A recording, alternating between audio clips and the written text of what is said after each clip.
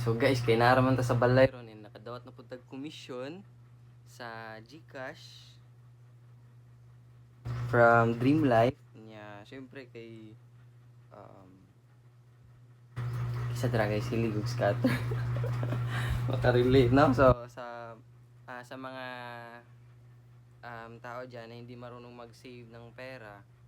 So kailangan may tiwala ka sa partner mo. Yan, so ang gagawin natin ngayon, sisend natin to. Pero magtira lang tayo kahit konti, no?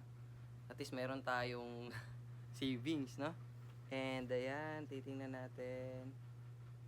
Ayan, so merong lamang ayan, so meron siyang lamang 800 pesos. So ngayon, ang gagawin natin dito is isisend natin to sa kanya para hindi maubos yung pera natin. Okay, since malayo siya, wala siya dito ngayon. So kailangan may mag-handle ng finances mo, no? Ayan, so send natin. Wait lang. Okay, so gawin natin. Ayan, send natin sa ayan. Okay. Send natin yung magtira lang tayo ng 200. Ayan. Okay na yung 200, di ba?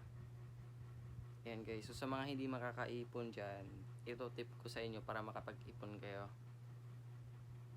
So gawin natin, send natin. Ayan.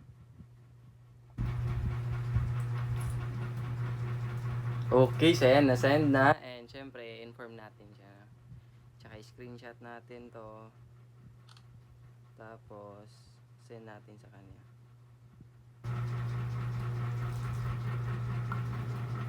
Ayan guys, no? So, na-send na natin. And, syempre, yun, no? Thank you for watching this video. And syempre, sinare ko lang din. At sana makatulong din, no? Makakuha kayo ng idea paano makasave